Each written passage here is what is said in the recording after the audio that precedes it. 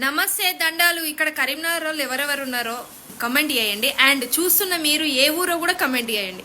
ఎందుకు ప్రత్యేకించి కరీంనగర్ అని అంటున్నా అంటే మా కరీంనగర్కి అలగ్గు స్లాంగ్ ఉంటుంది. అంటే గాడికి పోతున్నాం, ఆడున్నాడు, గటు పోయిండు, చెప్పనొచ్చిండు, డా గా ఆ భాష ఎక్కువ వాడతాం, ఎక్కువ అక్షరాలు వాడతాం.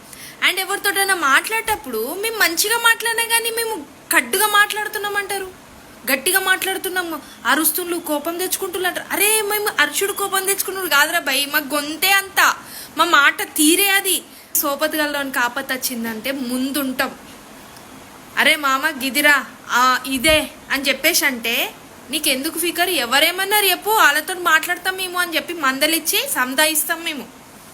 అట్లాంటి వాళ్ళం.